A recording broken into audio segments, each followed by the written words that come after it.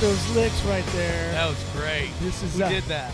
It's a band called the Londoners or something like that. Londoners. I let our co-host that's not here right now, Caleb Fuddy, who is he's got a his own venture called the Scouting Block. He basically videotapes young boys, baseball players. Oh, cool. And then weird. flips it around, and he has the connection for scouts and college and pro. So we'll give a shout out at the beginning of the show. This is Sweat Equity Podcast. I'm your host, Law Smith. I love Sweat Equity.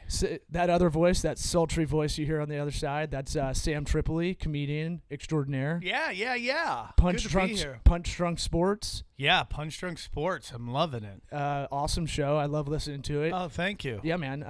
And so you were like, what is this podcast about? It's basically about, like, I don't like the Tim Ferriss style of I don't like those visionary kind of TED Talks where it's like, believe in yourself, visualize it, say it to yourself over and over again. Exactly, man. So it's like one of those things where that's not real pragmatic advice. Right. And sitting at the third mic, that might be silent, is another comedian friend, Jennifer Hensley. I'm just gonna be the stereotypical lady in radio. I'm just gonna go, that's mean, guys. That's mean. That's great. That's just mean. And then giggle in the background. Me. Yeah. And then you'll ask me if I like anal. Okay. That's usually how it goes. Is that how the radio goes? That's usually how What radio are you doing? Yeah. I dropped the F-bomb the other day on Mike's show. I was like, oh, no, I felt so bad. I take pride in not saying that because I dropped the F-bomb literally all the time. Wait, are we? We're is this a we're clean going. show? Are we allowed to swear? Oh, do whatever you We want. can totally Should I swear. not have said anal? No, you can't say No. anal. All right. We're just like, what radio show are you talking about anal on? What are you doing, serious? It just. It You're just happens, having man. fun. Sometimes we overanalyzed the your radio. joke. We overanalyzed. Sometimes did. it's a Freudian slip. You know, Yeah. it wasn't even asked, and it just comes up. But She- so basically, this show is like you wanted to do something. How did you get there? And sometimes I like that kind of minutia stuff. I like that, like, hey, I got up at 6 a.m. every morning, and I, went for a walk, listened to classical music, and wrote down my goals for the day and the week. That kind of stuff, I think, is. Look, I do believe that stuff. Like, so what we were just talking off air before we started that you grew up in upstate New York. Yes. And I don't want to go down the route of like a WTF interview because that's been kind of fucked out. Kind of like, give me your whole comedic kind of background. Talk to me about it. You were born. What was the first 6 months like? Like, and nothing against that. That's just been overdone with a lot of podcasts. Well, I kind of like the hustle. I like the stuff where I've known you since, I don't know, I saw you before we kind of knew each other in like 07 or 08. Back in the day. Can you believe back in the day is 2007? I know. Is that when That's you were crazy. at the Improv? Was 2007? So I saw Sam at the Melrose Improv in Hollywood right when the financial crisis shit was about to go down, and he got up and did like 10 minutes he just riffed about we're all doomed, we're all doomed, we're all fucked, and I was like, this is amazing, this is awesome, this is one of the best things I've seen. And I was sitting in the back, I was like a jit comic, I'm like only been doing it 3 years out there, and so I would just sit in the back of comedy clubs all the time and just kind of absorb. Never steal, but absorb. No, I get that, dude. Yeah. I think it's very important that you sit there and you watch what other people are doing. A big problem I have right now is that I can't watch people's specials. Right. Because I don't want to get influenced. Well, now there's a crest though. At a certain point, like you need to do that when you're a young comic. You need to do that when you really want to be a comedian and you're doing Right. open mics and you're not getting real gigs. You need to sit in the back and learn. Right. But at a certain point, now you have your own voice, and now you don't want to. Yeah, I do. But I like that. Like for me, man, the only thing I want to know is like, how do people start their sets? That's all that matters to me. I'm like I've been doing comedy almost like 20 years, man. I've been obsessed with how people start their set. It's such a weird thing for me because, and we'll get into whatever you want to talk about, but it's like for me walking on stage, it is literally the hardest part of my set. I have such a unusual look.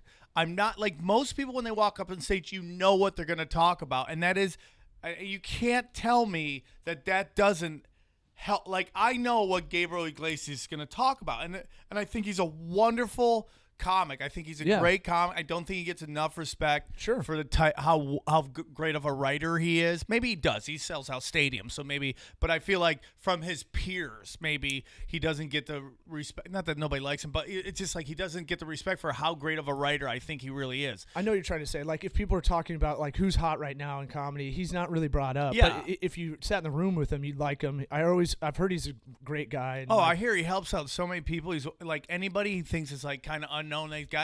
He'll shoot their special for them. Like he'll fund their special.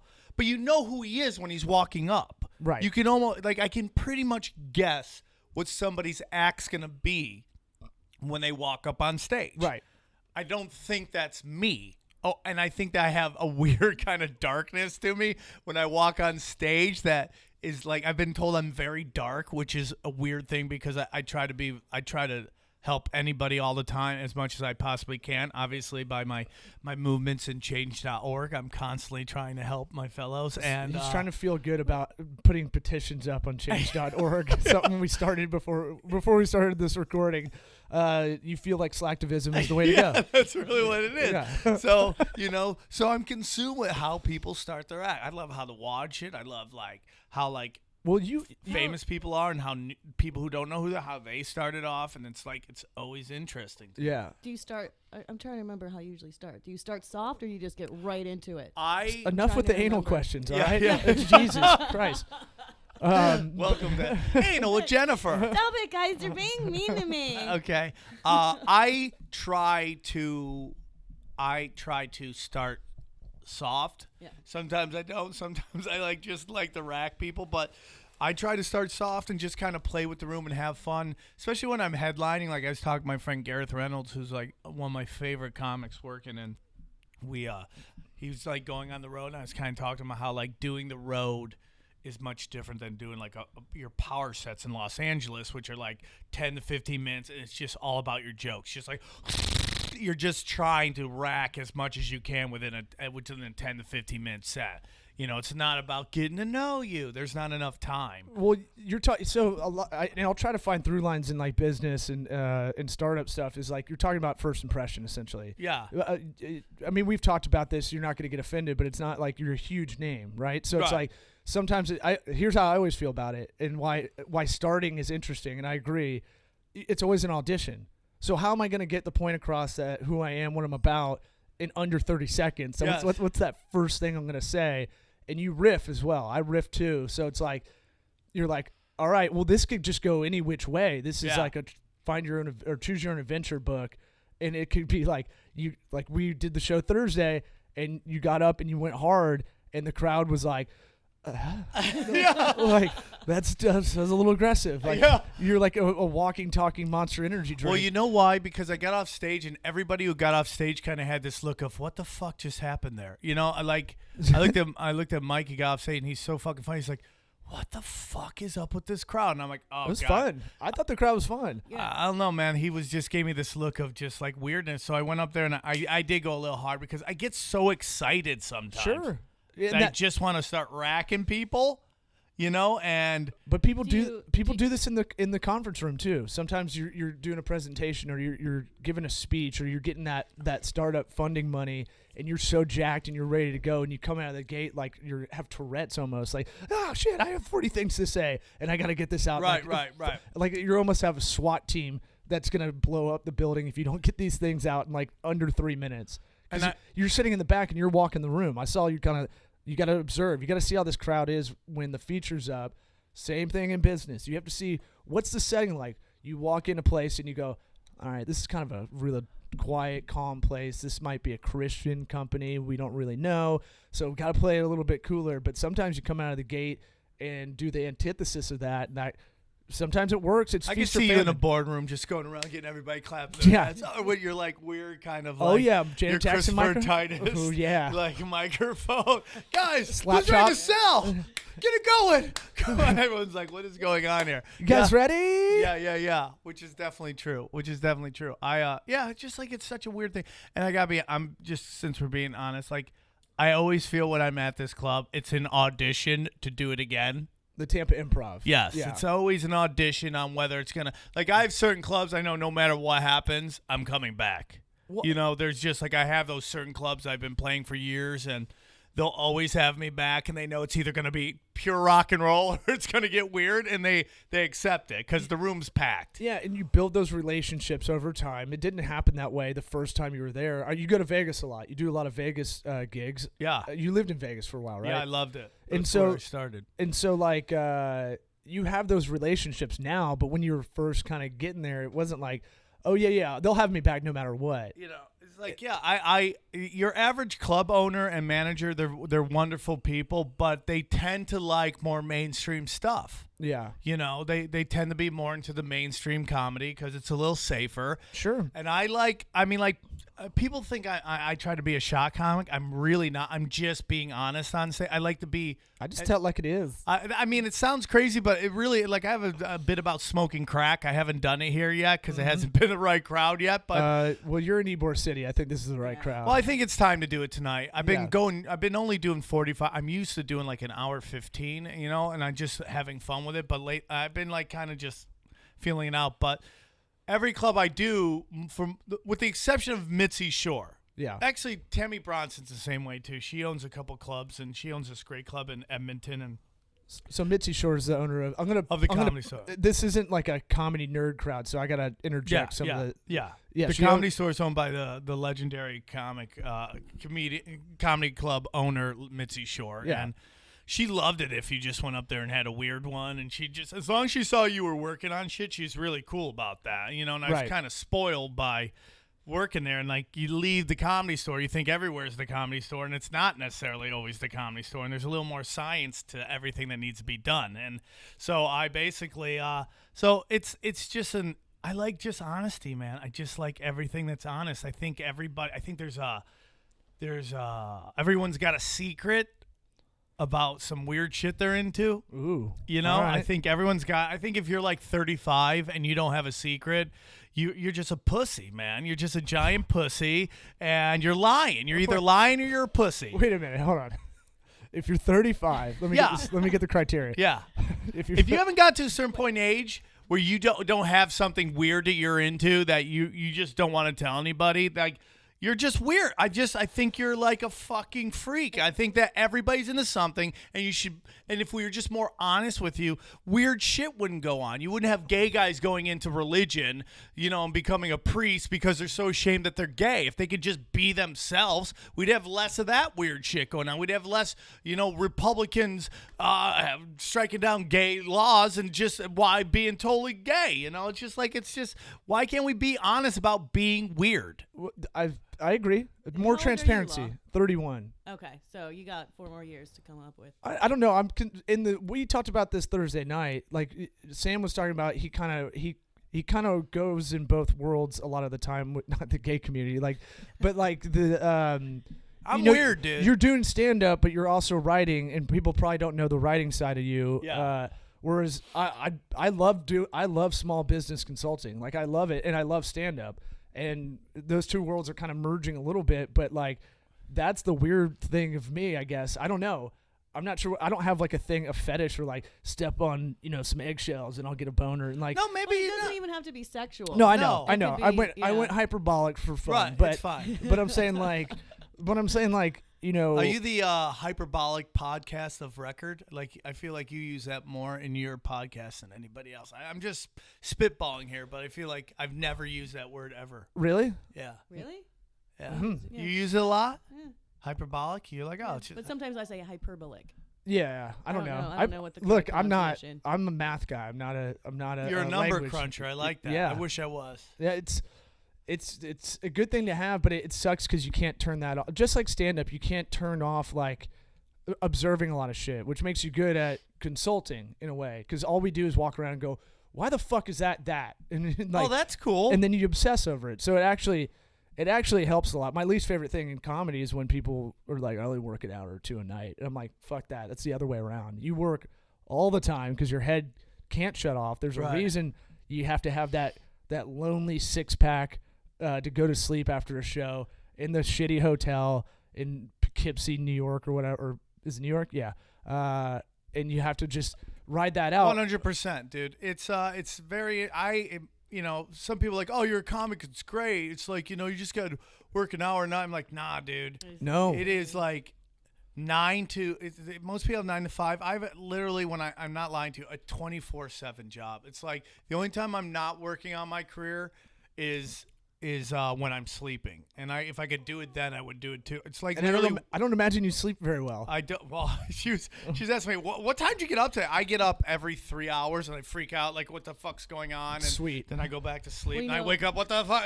What am I doing? I should be doing. And then I go back to sleep. There's a scientific reason for that, actually. Why? Because when you're sleeping, you go through the same sleep cycle throughout the night. So it's usually every 2 or 3 hours. Because I wake up every 2 hours. But that's just the way the sleep cycle goes. Yeah, I know. Once in a while, I'll bang out an 8 hour and I'll feel like $1 million. But for the most part, I'm constantly thinking what's going on. So, like, I do all the, writing down what I want to get done and all that stuff. Like, every day it's working on something. It's like I usually write on projects every day. I'm doing, like, 3 different projects. So I'll write on 3 different projects a day, like treatments and that's project management, too. It's because you're doing 4 different things concurrently. So it's like, right now for our company, we have 13 current projects, and I have 10 in the hopper, probably about to convert over to current work. I'm trying to contextualize this a little bit in that business kind of mindset, because all this stuff is related. Like, I hate it when comedians are like, man, fuck, like they don't think they are a business, and they are a business. That's what's insane. And so you're writing a lot of content, but you're also project managing a lot of this stuff. So yes, you go from concept to it being pushed out there, whatever the exit is, depending on if you're a producer or if you're just the writer and you're giving it to a producer to write notes and give it back to you. Right. So you have to be able to take notes. That's another thing. Yeah. But it's hard to kind of compartmentalize your head when you're doing all these projects. Oh, it is. It's crazy because you're spinning plates. You're just spinning 19 plates, and the plates can't fall, and you just got to keep moving. And the biggest thing, and then we'll get back to whatever format you want. I don't really hijacked your show. We don't. I do that in podcasts a lot. I'm like, okay, here's what I want to talk about. No, we don't really have a format other than we just want to see, and this might be more of a study of how your brain works than actually like, well, what how did you start out in open mics? No, I mean, I'll get into that. No, too, we don't man. have to. We it's whatever. Because my dad didn't give me a lot. I love my dad. Mm-hmm. He's not perfect. I'm not perfect. My dad's not perfect. We won't get too much into that. But he didn't give me a lot. But he did give me a couple things. 1, my sense of humor, and 2, my work ethic. You know, it's like I may not be as far as some, and I may not. And I've made some bad decisions. I got that from my dad, but I made some bad decisions. But yeah. I will not be outworked. I will work it's like back in the day I used to do something called What Would Whitney Do, right? Whitney Cummings. Yeah. Like, as much, I think like people are kind of over the Whitney bashing, but there was a small time where there was this window of like everyone bashing comedian actress Whitney Cummings. And because she's producer of Two Broke Girls and Undateable, right? I don't know. Did she produce Undateable? I didn't hear that. I thought so, right? I know I'll look it up while she's you're talking. co-creator of Two Broke Girls, which is the first show in the history of television to ever be syndicated before its first episode ever came out, which basically means a company bought the rights to play it on, let's say, like Nick at Night or the USA or whatever it is. It's like, and that's a huge thing. That's your exit strategy when you're doing a sitcom, is like you want to get that 100 episodes. 100 episodes. And no one gets that picked up. Like, it's almost unheard of. Especially in today and age with all the options you have, it's so hard to get to 100 episodes. But she got boom. But it's like the thing about Whitney is Whitney works so hard. Like Jeffrey Ross said about it, was like she did 10 years of work in 5 years, and that's kind of my option. Is like, I was a stand-up comic, I am a stand-up comic. I was very more art than business. I only believed in the show, not show business. Right. And then like at the beginning of the year, this year, my attitude kind of changed. And I did this tour with my friend called the Man Heat Tour. And we did like 2 weeks in a row. And we did the Northeast. We went right in the middle of that giant storm that was going through, where they were like going to be like the worst storm ever. We were right in the middle of that, man. A lot of heat.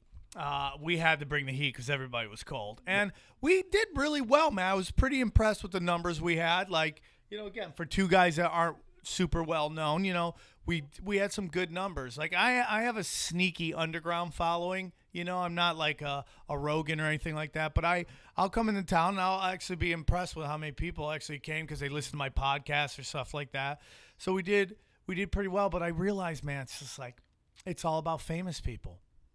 People just want to see like famous people. You know? And it's whether former SNL stars starting to headline comedy said- clubs, and you're like, did they even do stand up? And it's weird because the experience isn't going to be as good, but they get so excited about seeing famous people. They're like, oh my God, I saw him. You're like, and I always tell them, like, the guy that you don't know is probably the funniest dude because he's so funny, they had to give him a weekend. Yep. You know, it's like he's earned that through just killing rooms. It's just he may not. I call it the Elvis factor. Some people have the Elvis factor. Some people don't. Yeah. You know, and it's just like, can you get people to worship at your altar? You might be more of a Willie Nelson. You might not crest until you're 60s. No, I may be of a Tom Waits. Like, you know, unless you're like a really let's have huge. someone good though. Let's Well, that's the whole thing. Like, you may not like, but he's like within musicians, Yeah. he's completely and utterly respected. I know. I know, it's just like it's its own.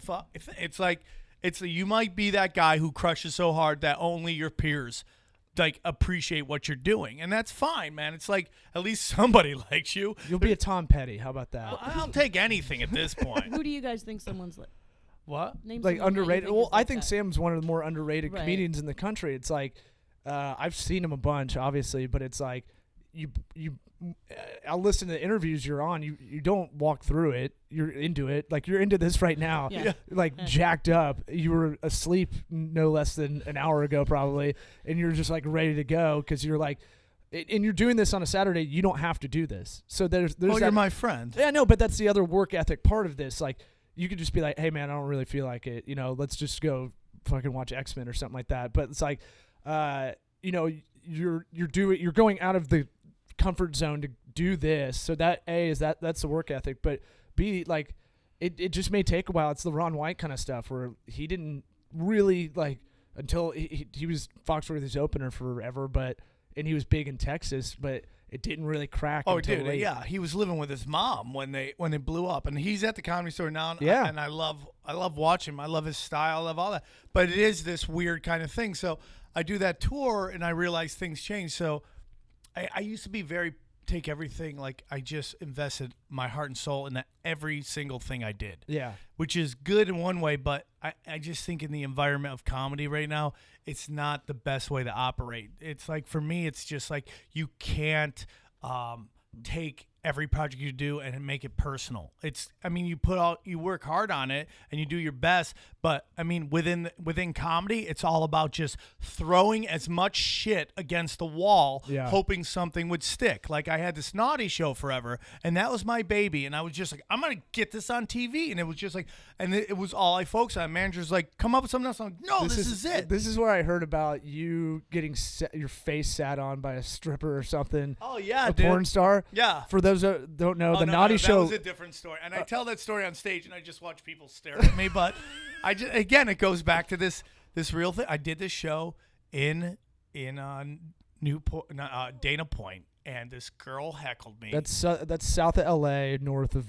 San Diego. If you've never been there, which most people haven't, it's this like hidden Shangri-La of hot people. Like everybody's rich and good looking. I mean, the Southern California is basically, in my opinion, a government experiment in breeding hot people. I'm down. Like, people move to L.A., try to make it, doesn't work out, so they start moving more and more south, and just good-looking people humping good-looking people, and then it's just like we're like 7 generations into smoking hot people hooking up. Yeah. And it's just another level of human being. You're like, God damn. And then Temecula is like the offshoot. That's the reject pile. Yeah. It's That's a little like hot. It's not great. It's a little shady over there. It's like, where the you can go if you're a 5 or 6 to Temecula. You can't be. You gotta be 9 or 8 in like Newport Beach. You look at these people; they're like stunning human beings. Newport's amazing. God country, dude. It really is God country. Yeah. So I was doing this show, and this girl walked in. She was like an LA 10 and like a legit LA 10, and she was just shit faced. She'd broken up with her girlfriend. I do a whole bit about lipstick lesbians and she wouldn't shut up, and I was just hit because she was actually heckling a good friend of mine who's since passed away, Angelo Bowers. It was just, dude, that guy was monster, man. I only knew him through Twitter, and I was like, this guy's amazing. dude. You know, Gerard Carmichael's got a television show right now, but he was like in that group. It was like the two of them were gonna blow up, and he was loved by it. Anyways, I'm watching him. It's his first road gig, and he's getting heckled by this like gorgeous woman, and he doesn't know what to do, and she's just doing flyby Instagram, and there wasn't Instagram then, but it was like Instagram attention whore stuff, like walking up and with her big rack, and I was like, and that's half the reason I walk around. I start seeing who's trouble. Yep. Because I'm gonna lock and load on you, right? Walk the room, man. Yeah. Just like who is gonna? They don't even know what they're getting into. So I'm watching. I'm like, you're like a teacher at a middle school dance. That's kind of how you have to walk around. You're chaperone, like, what the fuck's Mr. going Chaperone. on? I walk here? around, All right. my fist on the about side. to get on stage and ruin this shit for someone. Someone's about to get fucking dealt with. Well, you know, it's like hecklers are so interesting because I tell young comics, like, just think of a heckler as a first-time open micer. Yes. They have no clue what they're doing. They just want to be funny, and they don't know how to be funny. They're the funniest guy in their golf group, or they're the funniest. I'm the chick that tells it like it is, and we're hammered. The reputation, that's why I texted you last night. How would the early Friday show go? Because if that was crazy, the Friday late show, for those that don't know anything about comedy, that is the notorious show of a weekend slate when you're doing it. Oh, yeah. I'm putting out a double album, Yeah. and one is just me. I was trying to record an album, realized they're all shit-faced, and for like an hour, I just ripped these people new assholes, and Yeah. it's going to be a double album. The Diabolical, and then the other one's got to be called Friday Late Show, right? I love that. And I just shit on people love the whole that. time. Dude, that's awesome. Yeah. I'm one of the few guys putting out albums still, but I'm going to work on an hour special next. But the point is, so this girl, like, to go back to the story you've heard, Yeah. is she heckles me. I start racking her, and she's like, starts acting like she's going to moon me. And I tell her, like, hey, don't write a check. Don't let your ass write Right. a check you can't cash. And she goes, what? Lay down. I go, what? She goes, lay down. And I lay down. She got naked, and she sat on my face. And that was the story. And if I would have let them film it, I would have been huge by now. But I said, put the phones away. Put the phones away. Because my girlfriend at the time would not have been happy about that. But then I think about how big Jim Jeffries got off of just being cracked in the face. I forgot about that. Yeah. Fuck. And not that he's obviously a great comic. No, but yeah, you know, like that. It just takes something to launch you. Yeah. Like my buddy Sean Halpin got big off that fat shaming video. Like yeah. the girl, he's hilarious. I remember him when I first started in LA. He's hilarious. he's an underrated guy too. That guy just grinds, bro, and he's such a funny dude. And he, you know, he's got his video, and he did a retort to her fat shaming video, which wasn't funny at all. Right. She's just like, it's so funny. She's like, I'm just getting this because I'm a woman. If I wasn't, I'm like, if you weren't a woman, we wouldn't be talking about you right now. The fact that you're just some blonde with huge tits is the only reason this is all an issue. And then every picture of hers, like we're in some like penthouse, we're on all four shot with her.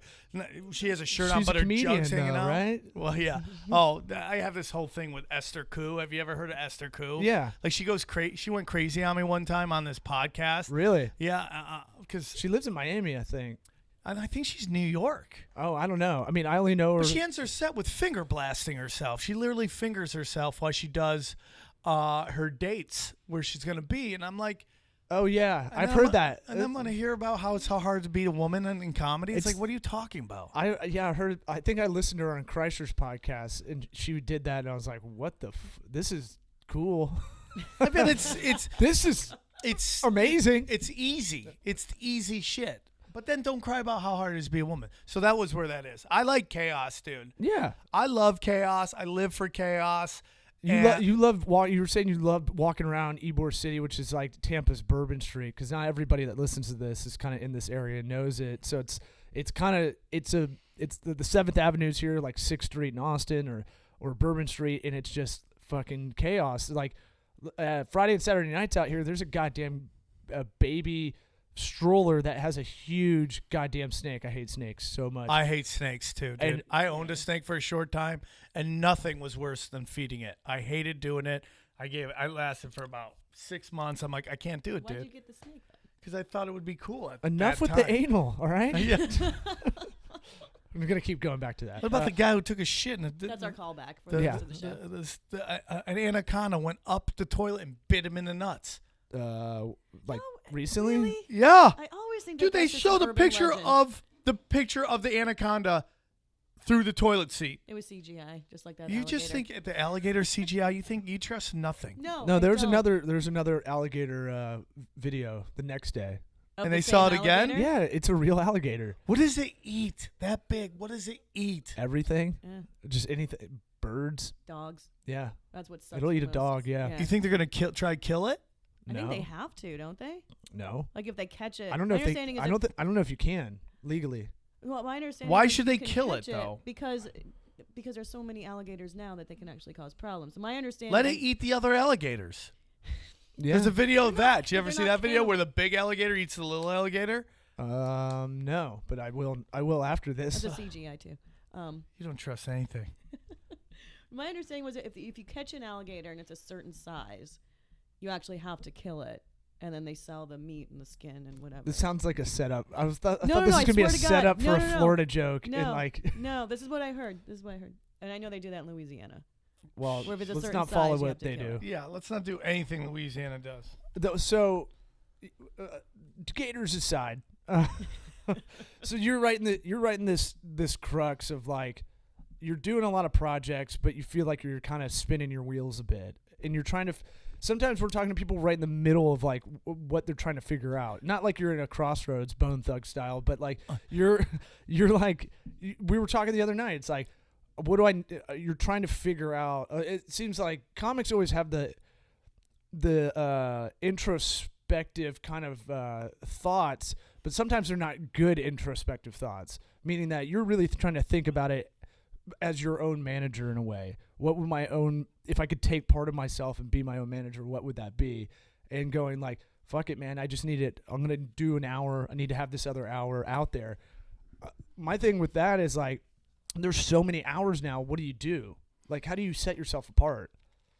I don't know if you do. I mean, Yeah. it's just the truth is it's like they're giving people the hours that Yeah. aren't even national headliners. They're not good. They've done 30-minute sets, and it's like an hour is a whole different monster. It's Yeah. like it's an hour isn't about your jokes. An hour is about you and an experience of you and understanding what you are. In a weird way, an hour is a one-man show. And some people don't get that, and they think I have an hour. Yeah. That doesn't mean it needs to be a special. Oh, yeah. You know? But I think people now don't look at them as specials. They look at them as hours, you know, and there's a big difference there. And some people it helps, some people it hurts. I feel like some people it hurt not that their career's in trouble or anything, but it made it harder for them to get a following. I feel like people watched it and they're like, ugh, you know. Yeah. Because for me, when you put out a special, you're not going to get everybody, but you're supposed to get the people you're supposed to get. Does that make sense? Like the people who normally wouldn't know of you that would be into you are Right. supposed to watch going, oh, I love that. Yeah. But if you put it out too early, you're not going to get any of them. Right. And I think it hurts in the long run, but it just goes back to Suits who are they're brand builders. Yeah. And they don't care about the respect of an hour. And it's Right. nothing against them. They're just trying to make $1, but they're just like, I'm going to put this guy up, give him an hour. We're going to put it on Netflix, and we're going to go from there. And it will just keep the ball rolling, when in the long run, it probably wasn't the best idea. It almost seems like the producers, the play, where you're like, we'll just throw, it doesn't matter what it is, we're going to throw it up and we're going to make money. So Yeah. it's just like, we don't, not that Netflix isn't like, I think we're kind of dancing around Netflix a little bit. I don't care. I'll say it because I ain't going to be on there. But You don't know. Not with that attitude, mister. well, you could even talk shit about Netflix. They probably like it because they like being called out for what they're doing. That's why they're good. They make their own competition. They are the name. They are the brand of excellence of that genre of entertainment. Right, and we were talking about Netflix a little bit ago before we started, and it was like, they think about themselves like Mark Cuban talks about, which is you always have to think of your business as there's going to be competitors coming at you. And I always kind of think about being content with your business or creative endeavor that's the worst word in business. Like, we're good. It's like jokes. Jokes they're never really done.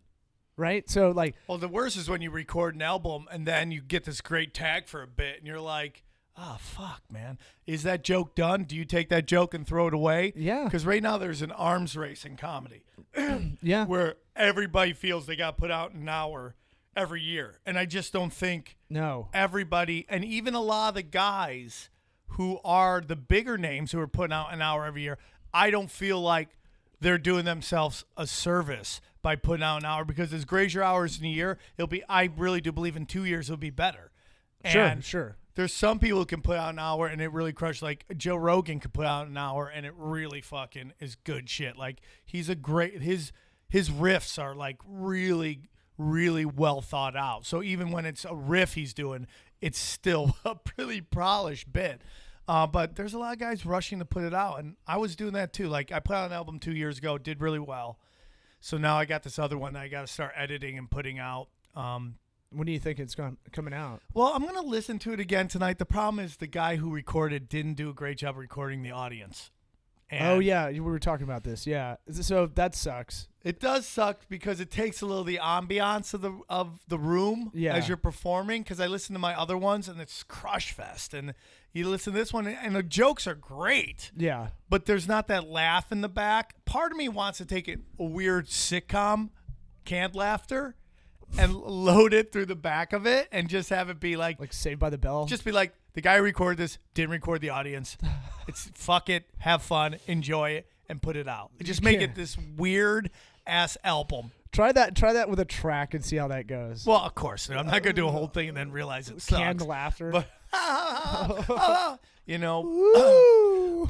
but going back to what we were talking about earlier is that I learned that you can't personalize every bit, meaning every project I'm doing. So now I'm just writing projects and just pitching them, and if it goes, it goes. If it doesn't, it doesn't. Like, and you know what else I'm working on? And I'm not. This is gonna sound so stupid. You're like, duh. Sex change. Yes. Yeah. I'm trying to cut my dick off. Okay. I am not writing shows necessarily that I want to see on TV or that I would like to be in, but I'm writing shows that I think the industry wants. And that sounds stupid. That sounds like, duh. It's tough. You should do that. But it's like me embracing the biz of showbiz, because I was all show. And that's all I ever wanted to do. Yeah. I didn't care about, I'm not good. I have a crippling social anxiety. It's very hard for me to like network with people. I get in. Oh, 100%, dude. I cannot hang out. I figured you'd be good in the room. If you were brought in a meeting, you'd be really good. If I go in a meeting, like, oh, I'm meeting with you guys, I'll light it up. Yeah. But in terms of like going somewhere, like an industry, like meet and greet, never happening. Go and hang out somewhere where it's, oh, blah, blah, blah's birthday, and everyone's never happening. But you can walk around Ybor though, because that terrifies. Like that's the kind of, like we were talking because about. I'm not talking to anybody. I'm just observing and I'm just walking. He's in a zoo. What makes our social anxiety different? I just can't be around just that many people in general. I'm not There's big just on too groups. much chaos. Like I could do, like I'll go see a band. I like that, but as long as I'm all by myself, like Yeah. But the point of that whole thing is like I focus more on just writing all these ideas that I think they want. Like, you know, it's like, what do I think is hot right now? How can I pitch something like that? And it works, man. It's like I got a bunch of stuff going on. I got something at Comedy Central going with Al Magical, and I have these other projects that Who's awesome. I love Al. Oh, Al, I want to write a book one time, right? Okay. And I want to interview each part of making it in show business. Yeah. Each level, the guy I feel like mastered that the most. So like, what did they do? And each chapter is a different person talking about that aspect of making it and what they did and how they did it. And one, is like... And Al's your utility player? Like, because he could probably give... I feel like he did really well in all aspects of that. He is the total package. He is the 5-tool player. Yeah. He, in terms of doing... Like trying to make an I don't want to give away his stuff, but he the things that he has going on that nobody knows about, that he doesn't tell anybody except for me when he calls me up and brags to me all the time, and I'm very thankful for it. I love Al. He's helped me out a lot of times, but the things that he's done, like he got asked to do by the 49ers, the San Francisco 49ers, to roast all the NFL owners. They had a private thing for the CEOs and all the corporate people from all the major sponsors of the Super Bowl. Yeah. Plus all 32, I think it is, owners of the NFL teams. Yeah. He had to roast them. That's not easy. That's not a fun crowd necessarily. Oh, it's a suicide mission. You know, it's like there's certain gigs, but there's certain people who can do them well. Yeah. You know, like, well, billionaires typically don't have the best sense of humor when you make fun of them. oh yeah, and they're super alpha. Robert Kraft's not like, oh sweet, thanks, thanks a lot. Oh, you're right. My I'll go buy girlfriend you. is 60 years younger than me. That's a good point. Way to point that out in front of all my peers. Thank you so much. He was sitting at a table with Les Moonves. Yep. The guy who runs Viacom. CBS. Yeah. Viacom. Yeah. The woman who's the CEO of Pepsi, she was there, and just Robert Kraft was at his thing. Like, he's hanging out with all these people. Like, that's what he does. When Viacom has a pitch conference, he's the guy they go to. Yeah, he's in the mill. Well, he's a super smart dude, and I listened to his story, and I like it because he is the mixture of a businessman and comedy. He is showbiz. But he's figured out, because he ran his family's business while doing stand-up, and I just like anybody that hustles. I don't want to hang out with anybody, like even hearing the story or just hanging out with people that are just like, well, I don't know. I don't really, things need to come to me. And I'm like, oh, fuck. No, dude, that's the worst. I don't have time for that shit. I do Kill Tony all the time. It's a very popular podcast that has like a bunch of comedians who are working, and they have aspiring comics come up. They do a minute, and the comics give them advice on that minute. And, you know, I had this one guy come up, and he just kind of effed his minute through. He just didn't give a shit, and he was dressed pretty sloppy, and he didn't care. And I'm just like, dude, you don't know what you're walking into. This is not the 70s where you could just be a giant cokehead and just show up and they didn't care because they didn't know what they were like. Dude, I tell people, man, you got to be Wolf of Wall Street with comedy. It's literally that kind of effort that must be put out. It is go all the time. Work at the highest level you possibly can. Kill or be killed, man. That's what you're up against. You're up against sharks. You're up against vegans, sober vegans who are showing up, and they did yoga, they did meditation, and now they're sitting down and they're writing over, and all they think about is pitch, sell, star, pitch, sell, star. The fuck around days, and I get it because maybe you're a 21-year-old kid and you just want to drink and screw and have fun, and there is something to that. Yeah. That's the life experiences, but just know you're up against sharks. Yeah, I mean, I see it like supply and demand a little bit because there's so many more comedians now than there had to have been 10 years ago. Just because I'm 31, and the guys that are my age were raised on Comedy Central. Oh yeah, you guys are totally different than my generation, right? And it's just because we had that access that the older generations never had. 100%. And so, like, everybody's like, I could do that. And then you kind of half-ass into it. And then you get your shit pushed in Training Day style, like Kill Tony, where you just kind of go up there like.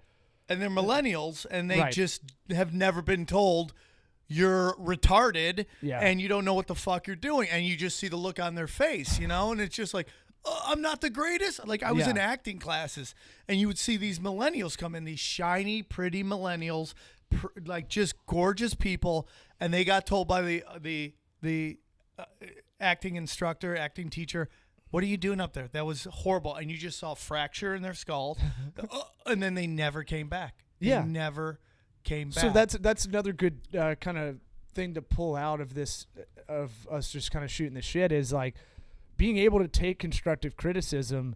Fucking creatives are the hardest people to work with in business.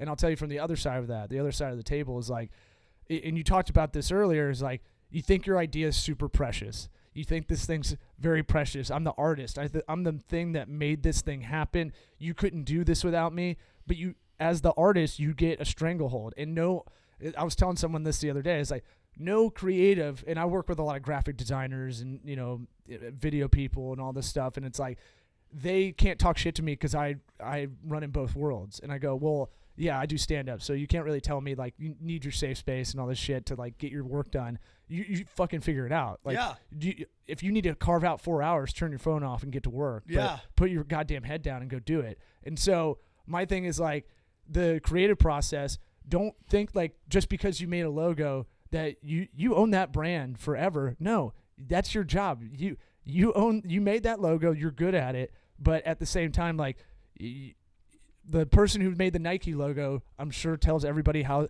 she made the Nike logo for art. She was an art student or something like that. Made it for like $75, the swoosh.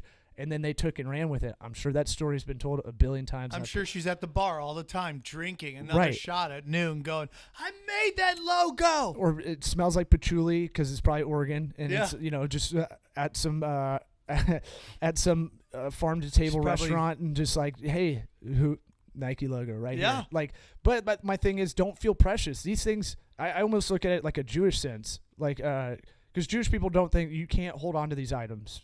You're only here for a little bit on this blue marble. So it's like, why would you hold on to all these ideas? Be someone who creates and just goes, okay, yeah, I was involved in this, but it's going to be something else by the time it gets to air, or by the time even your special where you have a lot of autonomy in what you want to do. You still have to collaborate, and what's in your head is not actually what may come out in the end. You may go, I want to do a vinyl, and you do the vinyl and you find out, oh shit, if we do this kind of print, if we might do 3 colors because it's cheaper. So, okay, you have to be flexible. Right. And so I think a lot of creatives, this is where they fuck themselves up, is they go, I'm an artist. And the romantic part of being an artist is that you talked about, that's what you worried about. You're about the show. I'm all about the show. Get me to the show. I am the show. I'm the artist. I'm the romantic part of this business. But I never thought about the business side. And there's a way to merge it, like Al Madrigal, which is why I think it's very important. Yeah. I would almost tell you, and it breaks my heart to say it, but the business side is almost more important than the artist side. I've seen a lot of people get by on the business side, and because the expectations of the artist side, I feel, is so much lower from the masses. I mean, everybody can yell about the suits and what they're putting out, and it's like, what are the consumers buying? They're buying the crap. It's like there's the artists have this we want this really high level of art being put out, but the buyer and then the consumer they just want it down here. So it's just like, I'm always like, I'll listen to anything. And you just run it through your brain. Is that applicable to what I'm trying to do? Yeah. Does this make it better? Maybe it does. But there's also other things that go on when you're taking notes from people. Yeah. Maybe it's not this project that goes, but if you're easy to work with, they'll work with you on another project. Like, I got in at Comedy Central. I've been working with these guys. It was very hard for me to pitch to them before, but now because of this, they're like, oh yeah, we'll hear your other project. Yeah. I literally have no ego. I'm in this really great doc coming out right now about comedy. It's called I'm Dying Up Here. Yeah. The book? No, it's not from the book though. No, Dying of Laughter. It's called. Okay. And it's literally the best doc on stand-up comedy you will ever see in your life. It's premiering tonight in LA. I was supposed to be there, but it's premiering, and it's like I talking in about how. Well, just as good. You're in Tampa doing stand-up. I love it, dude. No, I know. I'll come here a million times. I like to shit on us. But it's like I'm burnt wood. Like, this is like when I get heckled from people. Yeah. Like, you're trying to hurt there's no feelings to hurt. Right. It's been like clown gangbanged out of me. Like, I just like the feelings are gone. It's either we're doing this right or we're not doing it right. What do I got to do to make it right? So like when I hear people's advice, I'll listen to anybody. Yeah. Like, a lot of young people don't want to listen to people. And it's like, I go to people, here's what's going to happen. I'm going to tell you something. You could either take it now and apply it to what you're doing, or in 5 years go, what the fuck, why didn't I listen to him? Mm-hmm. And that's kind of where it's at. Yeah. This is what you got to do. I have a buddy of mine who I think is very funny. I'm not going to say his name, but I watched the way he's operating, and it's going to come back and bite him in the ass. Right. And he doesn't. I watch him, and I pull him aside. I gave him the greatest advice I ever gave somebody.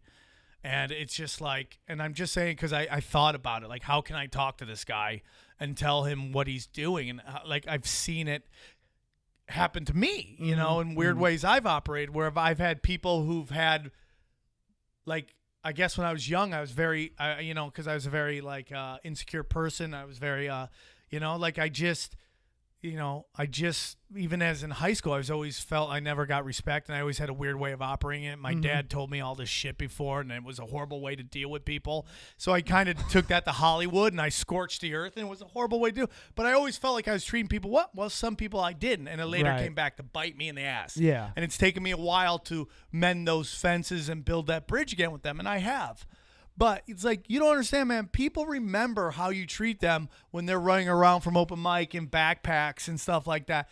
You know, my whole theory has always been you don't know who's going to blow up. Right. Like, if you would have gone back, 10 years ago and go, how many people want to put money on Adam Devine's going to be the one that blows up out of everybody? I'll take money right now. Anybody who wants to bet on that? Nobody would have taken that bet. I did a Roscoe's Chicken and Waffles gig with him. Yeah. Nobody would. We were both like, I think both of us were like, that guy sucks to each other. Like, both of us were like, eh. And he blew up, and God bless him. No, but you could tell he was funny, but it was like, who knows? You know, there's a shitload. You could probably reel off 1,000 funny people that it'll never be a household name. Whitney Cummings. I mean, like, everyone knew she had a great work ethic, but you wouldn't have guessed it. And she blew the fuck. You just don't know who's going to blow up.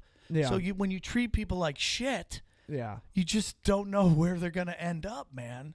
Yeah. And that's kind of where it's at. So I just learned to, like, how to operate with people. If people give me, sometimes with the suits, you got to take what they're saying and realize they don't know what they want. Right. They're just telling you their feelings on the project and how you can apply that to what you're doing, but still make the project the best it can be. You don't want to take every note and just apply it and then just have them walk all over you.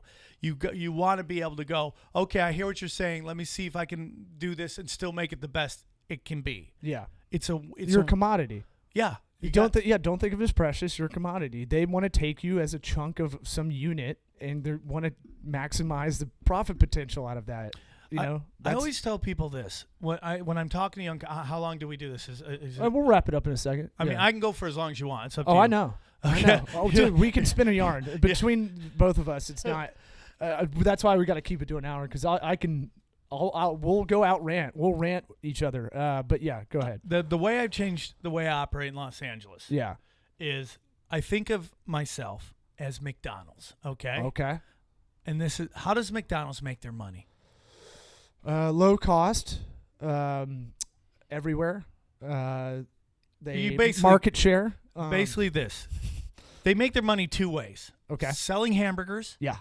And selling franchises. Okay. Okay? Yeah. Comics just think of themselves as their jokes as hamburgers, and they're going to make all their money selling hamburgers. Right. I'm like, that's not how it works. Right. You got to sell franchises. Yeah. You got to sell these franchises. These franchises allow you to sell your hamburgers, but without the franchises, you can't sell the hamburgers. So you have to be selling TV shows. You have to be selling movie scripts. You have to be selling 1 hour specials. You have to be, podcasting's great, but it's like you got to sell everything. Yeah. You got to sell these franchises in order to move these hamburgers. Yep. The only way you get it's like, I'm blessed that Bob at the Improv has me in there to sell my hamburgers, man. But I got to get more franchises on television so I can play more places so more people come to buy my hamburgers. Right. You got to have more outlets. You got to be out there. You got to build your brand. Yeah. All that stuff. Yeah. So I kind of changed my operations that I stopped pitching shows for me to be in. Yeah. And what I really do is I find people who,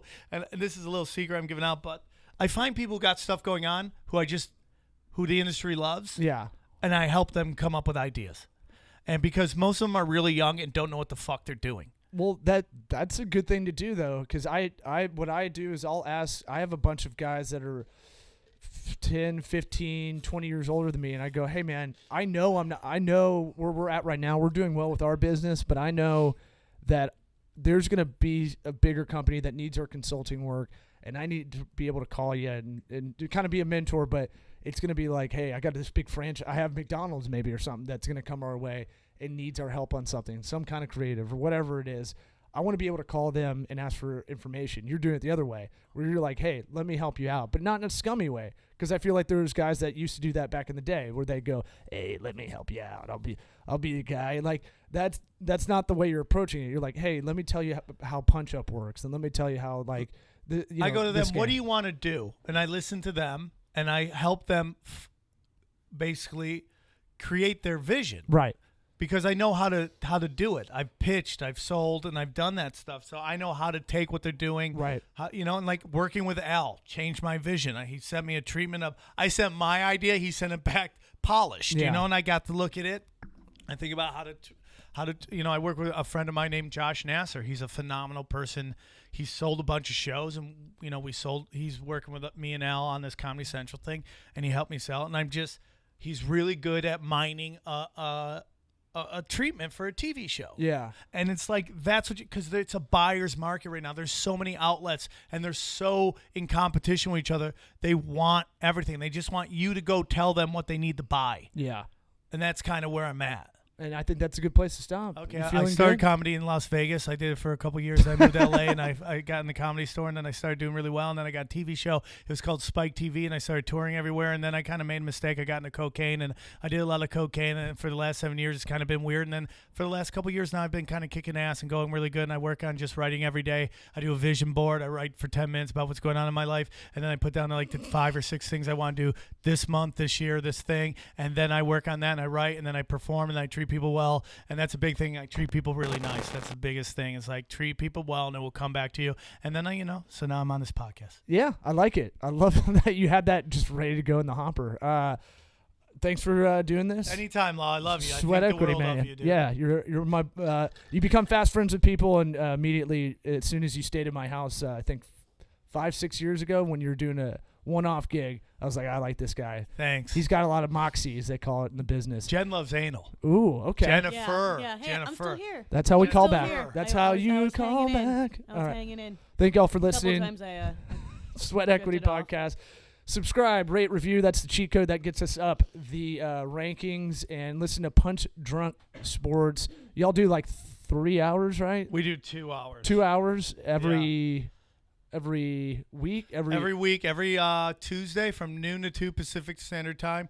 We record at the All Things Comedy Studio. You can watch it live on punchdrunksports.com. And He's getting heartburn, so he's trying to do his plugs. and it's like, and then I got a new podcast. We're about 60 episodes in. It's called the International Bad Boys Hour, and it's just an insane storytelling podcast. Like I want to do a podcast. I go, if Quentin Tarantino did a podcast, what would it be like? Ooh. And we've had some awesome people tell some insane stories. So I love it's me that. and my friend Steve Randolph. You can find me on everything, Instagram, Snapchat. I don't Snapchat. I should do it more, but at Sam Tripoli, Tripoli. All right. That's been Sweat Equity. Learn some things. Share it with a friend. I never know how to close out an episode.